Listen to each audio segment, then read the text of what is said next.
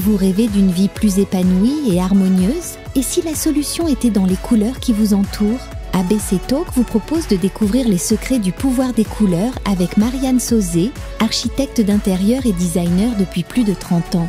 Dans cette masterclass exclusive, elle vous révèle sa méthode unique, la Color Décothérapie. Plus de 7000 personnes ont déjà expérimenté cette approche révolutionnaire et en ont constaté les bienfaits. Pour assister à la masterclass Le mystère des couleurs, cliquez sur le lien en haut à droite de l'écran ou en description. Bonjour, je suis Grégory Ollier, coach spécialisé dans les traumatismes et voici mon index ABC.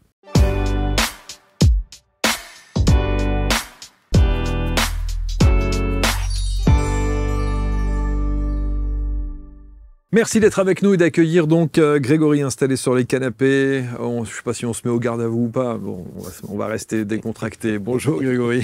Bonjour. Merci d'être avec nous. Merci pour l'accueil. Merci de parler de votre parcours de vie et de l'accompagnement que vous pouvez préconiser à ceux et celles évidemment qui vont regarder votre histoire et en tout cas votre index aujourd'hui. On va parler des traumas et vous êtes plutôt bien placé parce que votre carrière, votre première partie de vie, j'ai envie de dire, a été sans doute jonchée de ces traumas. Oui, alors jonché, il y a surtout eu une période précise. Hein. Donc j'ai passé 24 ans à l'armée, j'ai été officier dans l'infanterie, donc j'ai commandé des hommes entre 20 et puis 200 au maximum sur différents théâtres d'opération. Mais en 2014, à l'époque, donc je suis capitaine, je commande une compagnie. Alors sur le terrain, avec les renforts, ça fait à peu près, ça peut monter à 200 soldats. Et je suis projeté en Centrafrique. Au début des interventions de la France en 2013-2014. C'est une mission qui militairement n'est pas compliquée, elle est accessible, mais humainement elle est quand même assez difficile. Parce que parce que déjà c'est pas une opération militaire classique, c'est plus une opération d'interposition qui dit pas son nom. Et c'est toujours des contextes plus délicats, les missions d'interposition, parce que déjà, il n'y a pas d'ennemis désignés. Ce qui veut dire qu'on ne peut pas tirer sur qui on veut, quand on veut, comme on veut. Et puis, comme c'est un peu une mission d'interposition, alors il fallait la comprendre comme ça, hein, ça demande un petit peu plus d'intelligence de situation pour dire dans quelle situation on est en train de se trouver, humainement, qu'est-ce qui se passe. Et puis, au centre des choses, c'est pas un objectif militaire. C'est plutôt un objectif humain, quoi. Arrêter des massacres, préserver la population. Et puis on est dans un pays qui n'est pas le nôtre, avec des forces en présence qu'on ne comprend pas toujours bien culturellement. Bon, et donc tout ça, ça fait un contexte qui, humainement, est délicat parce que les gars, ils aiment bien des ordres clairs. Et là, des fois, faut réfléchir, faut s'adapter. Et puis en plus, on est dans une partie du monde où la vie n'est pas comprise comme nous on la comprend. La mort, pareil. Ils n'ont pas le même rapport à la mort. Ils n'ont pas le même rapport à la mort, ils n'ont pas du tout le même rapport à la vie. Et pour nous, du coup, on se retrouve dans un milieu socio-culturel, culturel, avec une norme complètement différente de la nôtre. Donc on assiste à des choses qui, dans notre norme à nous, sont un peu ouf. Et ça a créé pas mal de problèmes. Et quand on est rentré, moi j'étais un chef très, surtout dans ce style d'opération-là, très strict sur la discipline du feu. C'est-à-dire, on ne va pas vider des chargeurs pour vider des chargeurs et pour aller choper des médailles. On va faire le job, on va faire attention à la population. Enfin voilà, on était plus dans cet esprit-là. Donc il y a plein de moments où j'ai dit non, on ne tire pas. Il y a plein de moments où on m'a dit de tirer. Bon, bah ok, on va tirer, mais je sais que c'est pas ce qu'il faut faire, mais en même temps, je ne sais pas quoi faire d'autre. Mais bon, on rentre de cette mission et moi je me dis, humainement, on rentre tous en paix avec ce qu'on a fait. Donc ça va bien se passer en termes de santé mentale, parce que j'étais déjà très sensible à ces sujets. Et en fait, dans les 2 ans qui ont suivi, alors quand on est rentré de cette mission, moi j'ai été muté, parce que c'était prévu, c'était la fin de mon temps de commandement, et j'étais muté sur un poste de coach dans un centre d'entraînement. C'est là où j'ai découvert le métier de coach aussi. Mais surtout, dans les 2 ans qui ont suivi, j'ai assisté à une hécatombe de syndrome de stress post-traumatique dans ma compagnie. J'ai arrêté de compter à 30%. Honnêtement, je pense qu'il y a plus de la moitié des soldats qui étaient avec moi sur le terrain qui ont vraiment développé un TSPT, donc un trouble de stress post-traumatique. Et pendant 2 ans, j'ai assisté de loin, un peu silencieux, très impuissant, à des mauvaises nouvelles. Un tel a disparu, un tel il est en arrêt, un tel il est diagnostiqué, un tel il est à l'hôpital, un tel on ne sait pas où il est. Et puis on a des mecs qui partent sous les ponts. Et puis je vois bien qu'il n'y a pas d'autre réponse qui est apportée à mes soldats, qui étaient des costauds, des vaillants. Il y en avait honnêtement, c'était des mecs qui étaient peut-être même plus forts que moi, quoi. Oui, c'est des Golgoths. Ouais, des Golgoths physiquement, mais des Golgoths certains dans leur tête. Aussi, et puis aussi des mecs adorables, enfin serviables. Et puis je constate ulcéré qu'on n'a rien d'autre à leur apporter que des médicaments, des arrêts de maladie, puis au bout de 3 ans, des réformes, parce que nous, on a besoin de soldats pour combattre. Effectivement, ils sont plus aptes à servir, quoi. Et je m'imagine ces mecs, je sais pas pourquoi, je me représente la prison intérieure, la douleur intérieure. Je me représente, ou alors j'entends des témoignages de comment ça se vit avec leurs femmes, avec leurs gamins. Putain, mais ça me retourne les boyaux, quoi. Et je me dis, putain, mais c'est pas possible. Que c'est un problème qu'on n'a pas compris. Faut arrêter, comment se fait-il? Ça veut dire quoi? Ça veut dire que les services, notre armée aujourd'hui, il n'y a pas un service derrière qui accompagne justement ces soldats qui sont... Si, ils sont accompagnés. Mais si vous voulez, c'est ce que je dis toujours. Alors, j'ai 2 métaphores pour expliquer ce que c'est un traumatisme. Vous imaginez que vous avez les 4 roues crevées de votre bagnole. Voilà. Et dans votre boîte à outils, vous avez qu'un marteau et une scie. Vous allez garder vos roues crevées toute votre vie, quoi. Et donc, tous les matins, vous allez regonfler les roues de la bagnole. Et donc, tous les matins, vous vous fatiguez un petit peu plus. Vous voyez? Il y a cette image-là que j'utilise pour dire qu'est-ce que c'est un traumatisme et comment on le répare. Donc, si vous n'avez pas les bons outils, forcément, si dans votre boîte à outils, il n'y a qu'une scie et un marteau, le mec qui a ses 4 pneus crevés, vous allez lui dire, je peux rien faire, il va falloir apprendre à vivre avec. Parce que c'est ça le paradigme. Et c'était ça le paradigme, encore plus à l'époque. Parce que maintenant, on a un peu évolué quand même. Ouais. Mais quand même. On est en quelle période? 2014. 2014 cette période-là où j'ai l'estomac à retourner, c'est 2014-2016. À partir de 2016, je commence à... En fait, entre 2014 et 2016, je préparais un concours. Donc, je bossais, je travaillais, mais orienté vers ce concours. À partir de 2016, ce truc s'est arrêté, le concours. Je l'ai raté, Dieu merci. Et du coup, j'avais un cerveau qui voulait continuer d'apprendre, qui était curieux, qui était machin. Et donc, tout de suite, je me suis lancé dans des recherches personnelles en me disant, c'est pas possible, on n'a pas compris. On peut pas laisser, en tout cas, les gens dans cet état-là. Ces militaires-là, dans cet état-là. On peut pas laisser mes soldats et tous les autres, c'est pas que les miens d'ailleurs. Quand on dit mes soldats, c'est les soldats que la République nous a confiés, mais en fait, on a des tels liens que, bon, des fois, c'est un peu comme nos gamins, quoi. Et là, donc du coup, je commence à faire des recherches pour comprendre ce que c'est. Et en fait, l'autre métaphore que je prends, c'est qu'un traumatisme, c'est littéralement comme un poignard planté dans la cuisse. Donc il y a des gens, ils vous disent, ça va mieux. Ah oui, ça va mieux, ça fait 3 jours qu'ils sont assis. Ils mettent pas le muscle en tension, donc ils ont oublié qu'ils avaient un peu mal. Et si vous leur dites, lève-toi, ou si vous mettez un petit coup dans le poignard, ils jonglent, les mecs. Voilà. Et donc, le paradigme actuel, pour faire prendre une autre métaphore, c'est de mettre un pansement autour du poignard. Et on dit, allez, c'est bon, je t'ai mis un pansement, et essaye de marcher, essaye d'être résilient. Mais c'est pas possible. Voilà. Alors qu'en fait, le poignard, on l'enlève, on suture, on désinfecte, on met un petit pansement, on fait 15 jours de rééducation, c'est terminé. C'est terminé. Les amis, quelques secondes d'interruption dans ce programme, juste pour vous donner une information importante. Vous savez que chaque jour, sur ABC Talk TV, on aime et on prend le temps de vous recevoir pour parler des pratiques et des praticiens inspirants de par leur parcours et de par leur expertise. Alors peut-être que vous aussi, vous aimeriez partager avec nous votre métier et vous installer ici dans ce studio, sur ces canapés, pour nous dire un petit peu comment vous en êtes arrivé à ce que vous êtes aujourd'hui. Alors si vous êtes à la fois thérapeute, expert, coach, accompagnant de vie et que vous avez envie d'enregistrer un entretien avec moi dans ce studio ABC Talk, il suffit simplement de postuler sur le lien qui est sur cette vidéo ou éventuellement dans la description de la vidéo et vous serez à la suite de cela référencé sur la première plateforme vidéo des thérapeutes accompagnants de vie, coachs et autres experts. Vous, en l'occurrence, je vous le souhaite et je vous dis merci de votre fidélité. indexabc.fr ou alors le site directement abctalk.fr. Et lorsque vous sortez des terrains d'opération, vous dites que vous avez accompagné en tant que coach. Au sein de l'armée, c'est ça? Oui, mais rien à voir avec cette dimension. Rien à voir avec cette dimension-là. Là, quand je découvre ce poste de coach, je coach des capitaines qui commandent eux-mêmes leur compagnie, donc ce dont je sors, et qui viennent s'entraîner avec tous leurs moyens, donc leurs hommes, leur matériel, leurs véhicules blindés, qui viennent s'entraîner au combat face à une force adverse vivante, face à des troupes qui, elles aussi, vont manœuvrer. Et je coach ces capitaines. Et là, je découvre que je suis meilleur coach que chef. Au début, ça m'interroge, parce que j'ai mis c'est pour ça que je suis très sensible à coacher les leaders, parce que j'ai moi-même été un mauvais chef au départ. Et donc, mais j'étais devenu un bon chef, suffisamment bon pour être suivi au combat, en tout cas.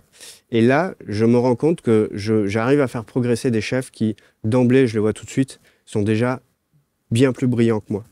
Et donc, je me dis, bah, t'es meilleur coach que chef. Donc, au début, ça pique un peu. Et puis, à un moment donné, on se dit, OK, bah voilà, c'est mon trajet. Je deviens très bon. J'ai commencé par être très mauvais, mais je deviens très bon dans le coaching parce que j'ai cette capacité à rentrer dans la tête des gens.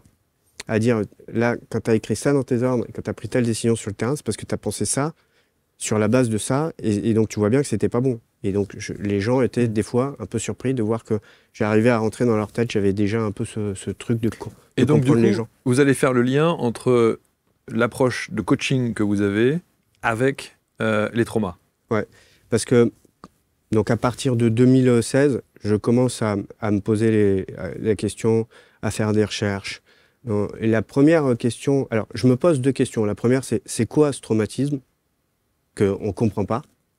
Et je veux comprendre ce que c'est, parce qu'Einstein disait, alors je ne me prends pas pour Einstein, mais il est très inspirant. Einstein disait, moi quand j'ai un problème, je passe 90% du temps à le définir. Et j'ai passé honnêtement 4-5 ans à définir, à chercher à définir ce qu'était le traumatisme, sachant que certains avaient quand même fait le parcours. Et la deuxième question que je me pose, c'est comment ça se fait qu'on soit si différents, que deux soldats sur le terrain, face au même événement de guerre, vivent les choses tellement différemment qu'il y en a un qui va être traumatisé et pas l'autre. Donc ça m'a amené à conceptualiser un petit peu ce que j'appelle moi aujourd'hui le socle de subjectivité. C'est-à-dire ce qui est au fondement du type de personnalité de la personne, d'une personne. J'ai découvert qu'on avait 3 cerveaux dans le corps, parce qu'on a aussi 40 000 neurones sur l'oreille droite du cœur. Donc à chaque fois, il y a souvent tout qui va par 3 chez moi. Donc c'est corps, âme, esprit, le champ de l'identité cognitive, le champ de l'identité sociale, le champ de l'identité physique, ou conatif, donc le mouvement, l'action, les croyances, les blessures, les valeurs. Bon, tout va par toi, symboliquement, je mets tout là-dedans. Et donc je modélise un peu ce qui fait la subjectivité d'une personne. Je connecte avec des concepts de psychomorphologie. On voit tout de suite sur le corps des gens un petit peu déjà les peurs fondamentales, ce genre de choses. Voilà, je développe ça. Progressivement, je commence à accompagner des gens dans la vie, essentiellement des dames avec des maladies. Et on fait des liens entre ce qui a pu se passer dans leur vie, dans leur tête, et donc leur maladie. C'est-à-dire que la maladie est comment dirais-je, le résultat d'un trauma. Alors, oui, trauma, oui, mais alors ça dépend. Ça dépend ce qu'on entend par trauma. Parce que ça, c'est un terme qui est mis à toutes les sauces. C'est vrai. Et donc, j'ai nomenclaturé toutes ces sauces-là. J'y viens après, mais je réponds à la question. Oui, un peu un trauma, quelque part, qui a laissé des traces du style honte, dévalorisation, culpabilité. Je suis très inspiré par le docteur Thomas Lamotte là-dessus. C'était un neurologue.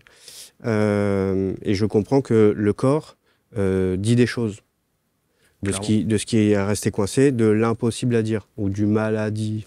Maladie. Le langage des oiseaux nous aide pas mal là-dedans.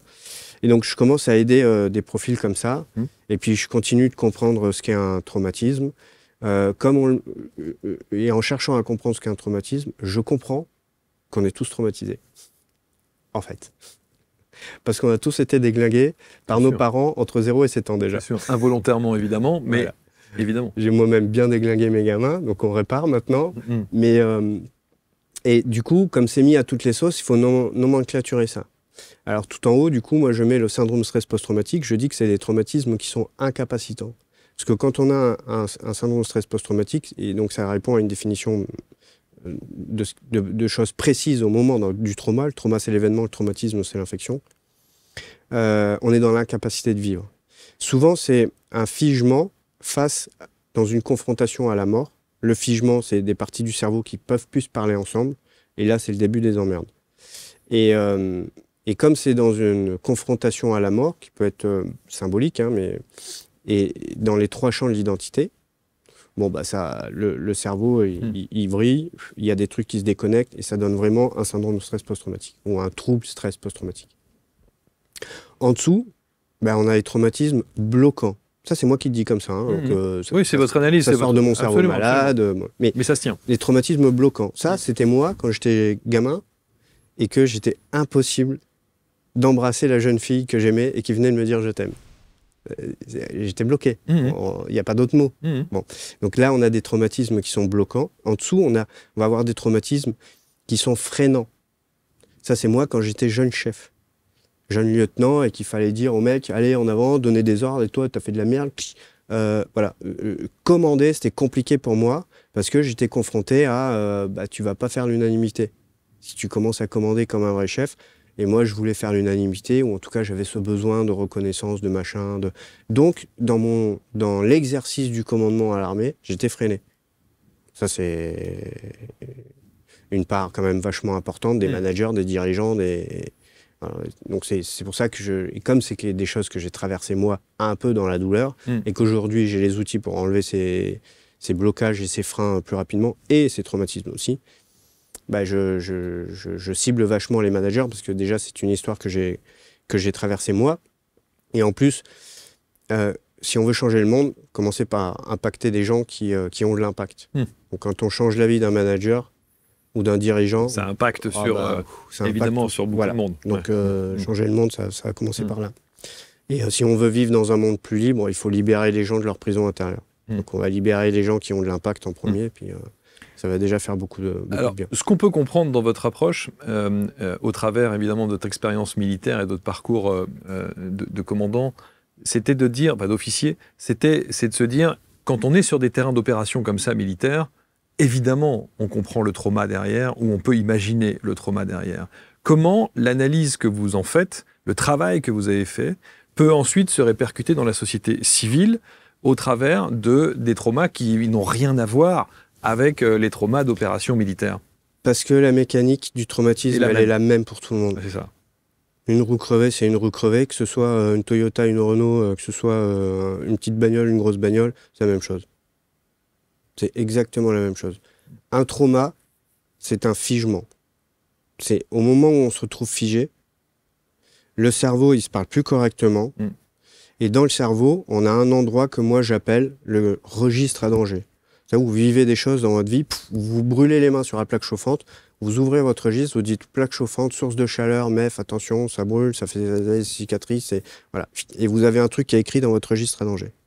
Et des fois, votre registre à danger, quand vous vivez un grave traumatisme, un figement, il reste ouvert à la même page. S'il est ouvert, il dit au système d'alarme qu'il y a un problème.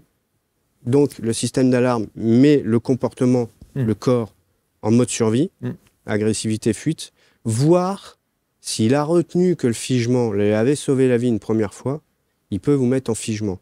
Et le figement, contrairement à ce qu'on dit, pour moi, c'est pas une modalité de survie. Hein. On n'a pas survécu, on n'a pas traversé les millénaires avec la stratégie de la viande morte, nous. Hein.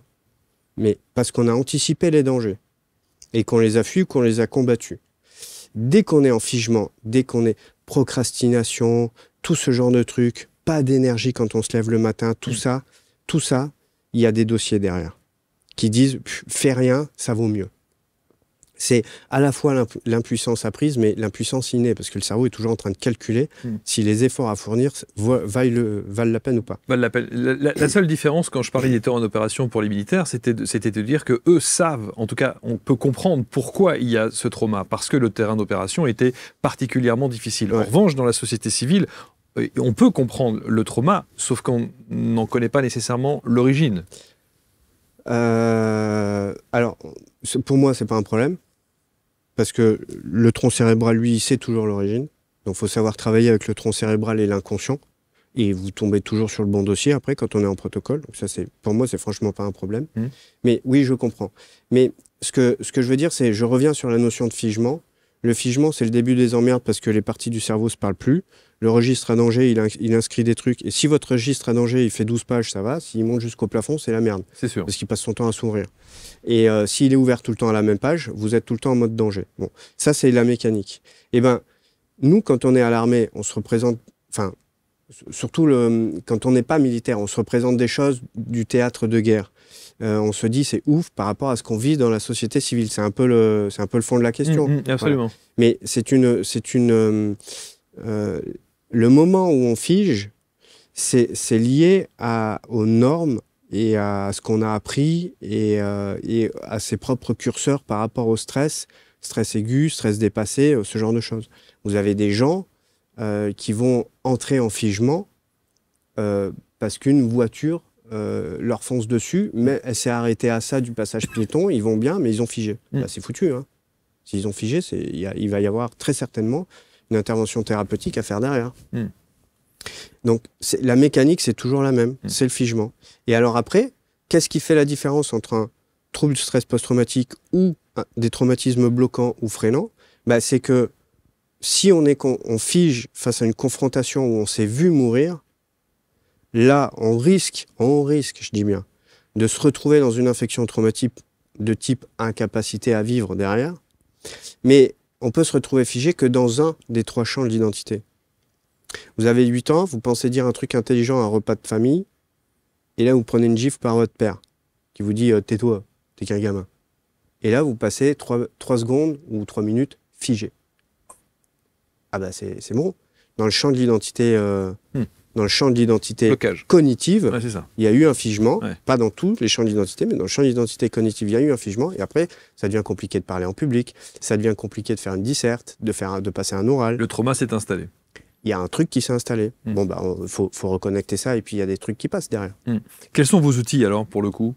Comment est-ce que vous intervenez? Est-ce que vous intervenez d'abord? Est-ce que vous faites du one-to-one aussi avec les gens? Essentiellement du one-to-one. Ok. J'ai vraiment envie de développer le one-to-many, mais en séminaire, quoi. Prendre des gens pendant 3, 4, 5 jours, on brosse plein de trucs, on met les théorèmes, on arrête les théories à la con, on met les vrais théorèmes de la vie, parce que des fois, en utilisant juste les bons théorèmes, bah, tout marche mieux dans la vie. Le couple, les enfants, enfin voilà, il y a des théorèmes pour tout, le leadership.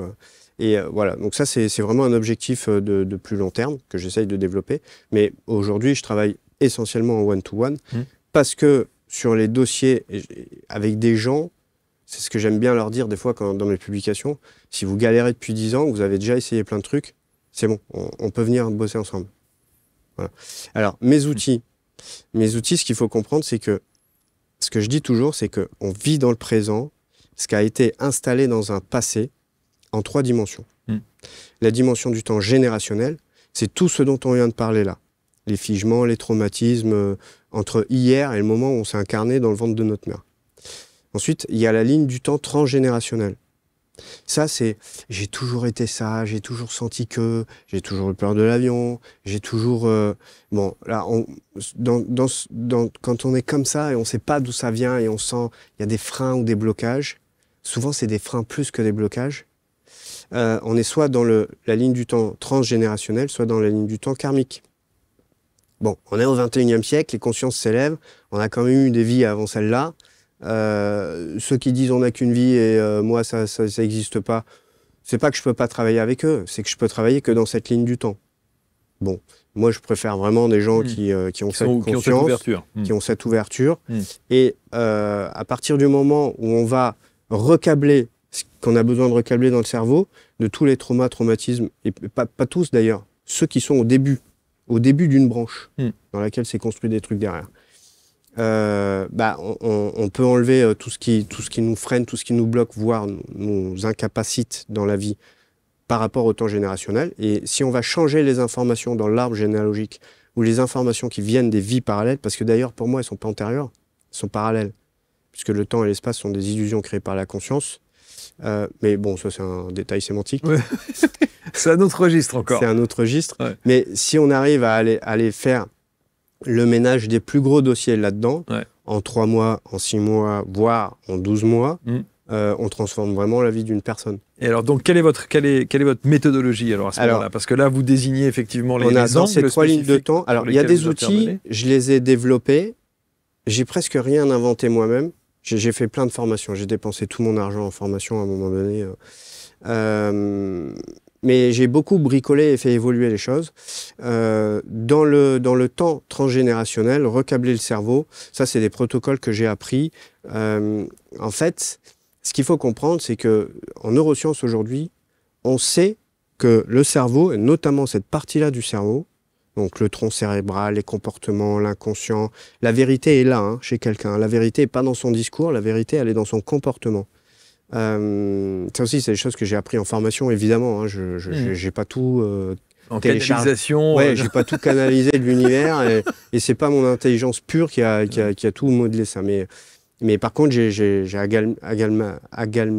réuni tout ça, et développé mon approche et ma compréhension. Là, dans le temps générationnel, comme le cerveau de derrière, il ne fait pas la différence entre ce qui est présent et passé, il ne fait pas la différence entre ce qui est réel et imaginé, eh ben, on va faire vivre, alors avec un protocole précis d'une certaine façon, mais on va faire vivre autre chose au tronc cérébral. Terminé. On ne change pas l'histoire, mais on change ce que le cerveau en a fait. D'accord. Donc, vous revisitez le trauma ? Non, on le revisite pas. Ça, c'était mes premiers outils au début qui marchaient très bien, sauf que les gens, ils étaient en PLS pendant 3 jours ou 4 jours derrière. C'est sûr. Moi, ça m'allait pas du tout. Alors, il y a ça qui m'allait pas, puis il y a d'autres choses qui ont fait que j'ai abandonné ces méthodologies-là. Mais non, j'ai trouvé, notamment avec une psychologue belge, Ayla Missirli, cet outil qu'elle appelle la méthode 4F ou le reboot, dans lequel moi j'ai rajouté des petits trucs, mais en gros sa base c'est à elle.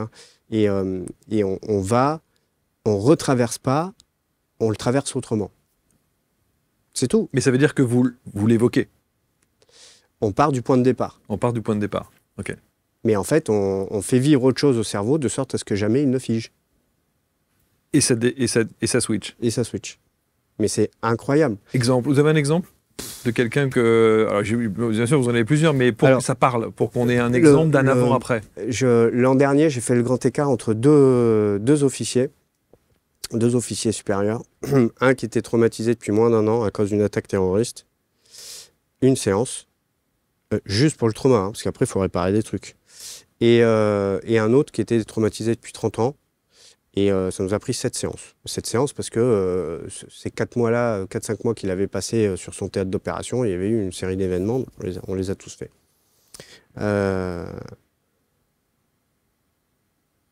On remet la personne au début de la situation, et à chaque fois, on fait en sorte que ce qui se passe corresponde à ce qu'elle est capable de gérer. De sorte à ce que jamais elle ne vive le figement, tout simplement, qu'elle a en réalité vécu et qui a du coup court-circuité le cerveau. Mais du coup, ça veut dire que vous révisez l'histoire ? Ouais, on révise l'histoire. Et ça n'est, comme c'est pas de l'hypnose... c'est ce que j'allais vous demander. Non, ça fait... Mais en fait, c'est de l'hypnose, de la théorie polyvagale, de la psychogenèse, des neurosciences. C'est ça, en fait. Ouais, Ce qu'il faut comprendre, c'est que si on veut traiter ces problèmes-là, il faut sortir du cadre. Parce qu'on essaye, avec des outils qui sont dans ce cadre-là, de résoudre des problèmes qui ont des racines là-dedans. Donc, il faut forcément sortir. Et en fait, on se rend compte qu'en amalgamant plein d'outils différents, plein d'approches différentes, on arrive à régler les problèmes. Donc, on fait en sorte de faire vivre avec des états élargis de conscience. Donc, du coup, c'est pas des états modifiés, c'est pas la personne sait très bien où elle est, ce qu'elle fait, elle a la conscience, elle s'observe elle-même, elle sait très bien qu'on n'est pas en train de changer l'histoire. Et surtout, on ne met pas de nouveaux ou de faux souvenirs dans sa tête. Il n'y a pas cette dimension-là. Parce que c'est pas vraiment un état d'hypnose. Et ça suffit à recabler le cerveau. Et dans le registre à danger, c'est comme si on arrachait la page. En fait. C'est ça, ouais. On efface le Ou alors on efface les 3/4, on dit attention, quand les balles Ouais. tirent, ça peut être dangereux. On efface tout le reste, et puis il se referme, on enlève le post-it et il se referme. Alors là, évidemment, vous avez toujours la métaphore avec l'aspect militaire, parce que ça reste bien sûr votre histoire et votre première partie de vie. Si demain, monsieur et madame Michu décide de prendre contact avec vous parce qu'effectivement, il y a une blessure de quelque part, mais qu'on n'arrive pas nécessairement à identifier. On sait que la blessure est là, on sait que le trauma est là, on sait que le blocage est là, mais où, quand, comment, d'où ça vient, on n'en s'affiche trop rien. Ça c'est pas grave. Comment vous allez rechercher le pourquoi du comment du problème? Ça, c'est pas grave. Ce que je dis toujours, c'est que le traumatisme n'est pas psychologique, ou en tout cas pas entièrement. Ouais, c'est ce que vous dites, ouais. Il est neurologique. Voilà. Et quand on sait travailler avec la neurologie du cerveau et qu'on sait aller chercher les informations dans le tronc cérébral, qui est une antenne, un récepteur, un émetteur-récepteur, donc il envoie des choses à l'univers, et en même temps, il reçoit des informations. Et en même temps, il se souvient de tout, lui. Parce que les souvenirs conscients, en gros, ils sont là-dedans. Mais lui, il a le souvenir de tout. Pourquoi? Parce que tout événement provoque de l'émotion, provoque des choses, crée une information, elle va où cette information? En gros, aujourd'hui, en neurosciences, et depuis une dizaine d'années, hein, on sait, et là je ne fais que citer Philippe Guillemot, par exemple, un scientifique comme Philippe Guillemot, on sait que les réseaux de neurones ne savent pas stocker vraiment l'information. En intelligence artificielle, un réseau de neurones, vous allez avoir une IA avec un réseau de neurones, mais qui est forcément branché à un disque dur, où il y a du stockage d'informations. Parce que les neurones, ils font des liens entre les informations. Intel, Religaré, c'est ça l'intelligence. L'information, elle est où? Dans ce qu'on vit. Moi, je vous dis, elle est là-haut, quelque part. Dans le cloud, comme on dit. Dans le cloud, dans le champ unifié de conscience, dans le vide quantique, dans ce que vous voulez, chez Dieu, enfin, peu importe, on s'en fout. Et elle est dans votre corps. Pourquoi? Parce que votre corps, il est fait à 95% de molécules d'eau, en moyenne. Et là, je ne fais que citer le professeur Marc-Henri. Et l'eau dans notre corps, c'est un disque dur. Ouais, il a engrammé. L'eau, c'est organisé en domaines de cohérence. Vous imaginez qu'un domaine de cohérence, c'est 1 bit. Dans 17 grammes d'eau, vous avez toutes les bibliothèques du monde. Je ne fais que citer le professeur Marc-Henri. Donc, votre disque dur, il est à la fois dans votre corps. Il suffit de brancher le disque dur à la bonne info, en passant de la bonne façon. Et puis, on retrouve le souvenir, même si votre conscience, elle ne sait pas quelle était l'origine du problème. C'est pour ça que souvent, en protocole, je me retrouve à j'ai 3 ans. OK? Qu'est-ce qui se passe? Et là, on réécrit le truc de sorte à ce que l'enfant de 3 ans ne fige. Avec une façon précise de faire, une méthodologie particulière. Le principe, il est simple. C'est pour ça que je ne veux pas trop détailler, parce que le principe est simple, mais la mise en œuvre demande quand même du doigté, quoi. Mais c'est extraordinaire, parce que d'ailleurs, vous devriez lui donner un nom. Et c'est pas à moi de donner un nom. Son auteur lui a déjà donné un nom, le méthode 4F ou le reboot. OK. Mais en tout cas, c'est toujours très intéressant de se dire qu'aujourd'hui, vous pourriez dire ça, quel que soit le point de blocage que l'on peut avoir, et quelle que soit la dimension du point de blocage, ou l'histoire du point de blocage, vous pouvez déverrouiller. Presque. Parce que ça, vous imaginez que c'est votre identité d'âme. On voit bien deux jumeaux homozygotes, on voit bien qu'ils n'ont pas la même personnalité, même s'ils ont été toute leur enfance habillés pareil, machin. Bon. Donc ça, c'est votre identité d'âme. Vous venez avec un passif karmique, une identité, des thématiques de vie, vous venez avec. Okay, là, c'est votre naissance. Et au fur et à mesure de votre naissance, vous vivez des trucs qui vous microfigent, qui vous mettent en colère, qui vous structurent. Okay, on est tous en gros comme ça. On est tous un peu éloignés de notre identité d'âme. En gros, c'est une névrose. Un peu névrosé, quoi. Voilà. Bon, il arrive un moment où, dès très tôt, on en prend plein la poire. Et en fait, la personnalité, donc l'identité d'âme est là, la personnalité, elle est là. Bon, en gros, c'est un trouble de la personnalité. Donc là, on est vraiment dans le registre de psychopathologie. Ça peut se guérir dans certaines situations. J'ai aidé pas mal quelques personnes qui étaient là-dedans. C'est pas vraiment mon registre, mais c'est possible de rapprocher, oui. Mais on va pas tout régler. Et par exemple, moi, je me suis structuré avec une identité d'âme qui a choisi des thématiques, le rejet, le perfectionnisme, ce sont mes thématiques de vie, elles seront toujours là. C'est-à-dire que j'aurais beau m'auto-rebooter ou ce que vous voulez, je ne serai pas Jésus, quoi, à la fin de ma vie. Il va falloir quelques incarnations de plus, quoi. Voyez, donc ça fait des miracles, mais ça ne fait pas tous les miracles qu'on aimerait. Hein. Donc, et moi, plus le traumatisme, il est grave, et arrivé à l'âge adolescence, adolescence ou âge adulte, et plus c'est grave dans ces lignes de temps-là, plus c'est facile pour moi, plus c'est lié à la personnalité de la personne, plus ça va être long, potentiellement compliqué, Ça peut aussi tricoter avec la ligne du temps transgénérationnel, la ligne du temps karmique. Et là, je le flaire très vite, moi, parce que le corps crie beaucoup. J'ai mal là, j'ai ci, j'ai tel truc chronique, j'ai bidule, j'ai machin.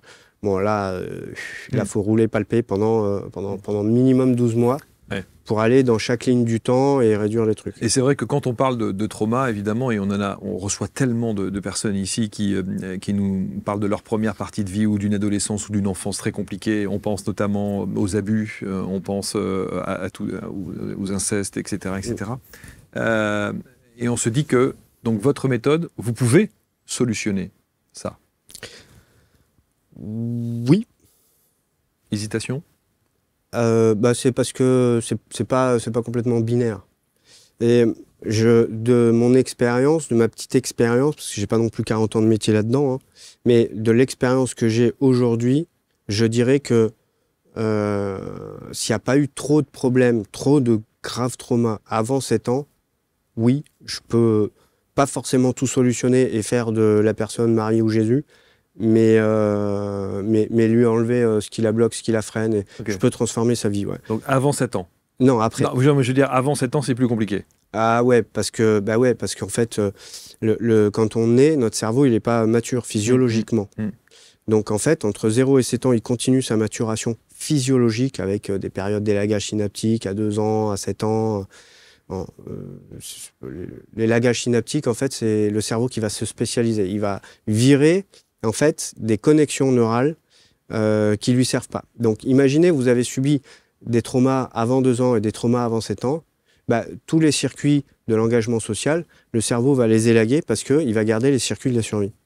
J'ai schématisé, ça peut faire grincer des dents certains spécialistes, mais pour faire plus simple. En gros, le principe, c'est ça. Donc vous vous êtes spécialisé dans la survie. C'est compliqué. Là, c'est compliqué. C'est pas impossible, mais ça peut prendre beaucoup de temps. Et quand on a un trouble de la personnalité qui s'est installé, ça peut prendre du temps. Parce que vous avez dit tout à l'heure, vous avez donné un exemple en disant, vous prenez un exemple comme ça et vous disiez, alors qu'est-ce qui s'est passé à 3 ans ? 3 ans, on est dans ce spectre du avant 7 ans. Oui, mais en fait, il y a une différence entre avoir pris une douche brûlante à 3 ans et avoir subi un inceste à 3 ans. C'est ça. Voilà. Donc c'est ça, la violence du truc. Donc tout dépend le degré du trauma. C'est ça. Imaginez le poignard dans la cuisse. Bon. La taille du poignard et la vitesse avec laquelle on vous l'a planté, c'est le temps passé en état de sidération, en état de figement. Et encore, il y a des degrés, parce qu'on peut figer comme ça pendant 2 secondes, et puis comme beaucoup de femmes victimes d'agressions sexuelles en témoignent, on peut se retrouver collé au plafond. Là c'est figement plus dissociation. Donc la violence du truc, la violence de la sidération du figement, c'est la taille du poignard et la vitesse à laquelle on vous l'a planté dans la cuisse. Donc il y a la notion de gravité, une gravité vécue subjectivement, pas la gravité a priori quand nous on va évaluer de l'extérieur. C'est vraiment ce que la gravité vécue subjectivement par la personne. C'est pour ça que y en a qui vont figer et avoir un grave traumatisme sur le passage à piéton avec une voiture qui s'est arrêtée à 20 cm d'eux, qui vont être plus traumatisés entre guillemets qu'un soldat avec des roquettes, des balles qui aura figé moins fort, moins... Voilà. Il est là. Le truc, la gravité n'a rien à voir avec les faits objectivables, mais la gravité, c'est l'événement subjectif vécu. C'est ça. Vous êtes accompagné, vous le disiez, par une psychologue ? J'ai 2 formateurs qui me supervisent, oui. Alors, Ayla Missirli, une psychologue belge, sur cette dimension-là, et dans l'approche plus complète de la personne, de certains théorèmes. Là, j'ai un deuxième formateur, Bruno Dalpalu, qui sont des formateurs et des superviseurs également. Parce que c'est important, je trouve, quand on fait ce métier-là, d'être soi-même suivi. J'en passe, moi aussi, du temps. Bien sûr. Me faire accompagner, me faire coacher moi-même. Bien sûr. Et à se faire superviser aussi. Est-ce que vous avez le sentiment aujourd'hui que votre parcours dans cette carrière militaire que vous avez eue et de ces traumas que vous avez rencontrés au travers des équipes que vous avez soutenues vous donne cette légitimité ? La légitimité, moi, je la vois pas dans le parcours. Mon parcours me donne du sens à ce que je fais aujourd'hui. Ma légitimité, j'ai envie de dire que c'est dans les résultats que j'obtiens. Ouais. Parce que je vous dis, hein, plus c'est grave et plus on s'en débarrasse. Et puis, quand on arrive, parce que là, on a beaucoup parlé du traumatisme générationnel, mais quand on va aussi enlever des programmes de survie qui sont dans l'arbre généalogique et qui vont venir mettre des blocages, des freins, et qu'on est capable de faire la même chose dans les vies parallèles ou les vies antérieures, là, on transforme vraiment la personne. Hein. Je travaille avec 3 piliers. Au début, je disais, j'ai une méthode clé, puis un jour, on m'a fait remarquer que c'était déposé à l'INPI. Ok, d'accord, donc c'est pas ma méthode clé. Ça va être 3 piliers, libération, connaissance, évolution. Et c'est trois énergies différentes. Libération, je suis thérapeute. Connaissance, le pilier de la connaissance, je vous donne des théorèmes, je vous dis comment ça marche, qu'est-ce qui résonne avec vous, avec votre personnalité. Ça, c'est l'énergie du coach. Et l'évolution, comment se mettre en action dans la vie, comment manifester des choses, ça, c'est le mentor. Parce que des fois, ce qui se passe chez la grande majorité des gens que j'accompagne, c'est qu'ils sont à une période de vie où ils terminent de faire l'expérience de qui ils ne voulaient pas être. Et ils décident maintenant de faire l'expérience de qui ils veulent être, de qui ils sont vraiment. C'est vrai. Et donc, ça, il suffit pas de libérer ce qui coince dans les 3 lignes du temps, dans les 3 lignes du passé. Il faut aussi que la personne apprenne à se connaître en profondeur. Et derrière, il faut se tourner vers l'avenir. Parce que si on continue de regarder dans les rétros, on risque de se prendre un platane. Hein. Donc il faut tourner la tête de la personne vers l'avenir. Bon, voilà. Donc c'est vraiment 3 énergies que je vais alimenter différemment d'une personne à l'autre dans mes accompagnements. C'est passionnant. Franchement, on aurait pu vous consacrer une émission bien plus longue que ça, mais je trouve que votre approche, c'est très concret et c'est très pragmatique.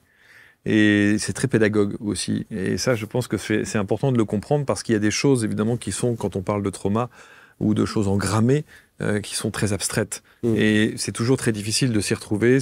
On a le sentiment que ça va être soit douloureux, soit long, soit coûteux, voilà, c'est aussi l'image qu'on peut en avoir. Mais en vous écoutant, moi, je trouve qu'on perçoit assez bien la manière dont vous pratiquez et vous accompagnez. Donc ça, c'est quand même important. Alors, il y a évidemment le leadership au travers des chefs d'entreprise qui vont, eux, aussi, ensuite rayonner à leur manière pour impacter les équipes. C'est ce que vous avez fait notamment à l'époque militaire quand vous commandiez des hommes.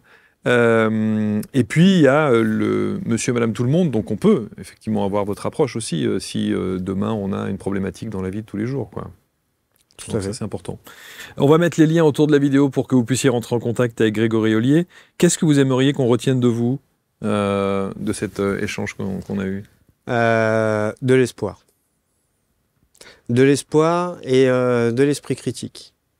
Parce que moi, quand j'ai commencé mes recherches, la première chose que je me suis dit, c'est choisis qui tu lis et qui tu écoutes. Voilà.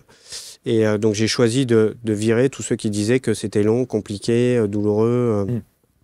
Et donc c'est comme ça que j'ai pu trouver des outils et développer cette compréhension-là.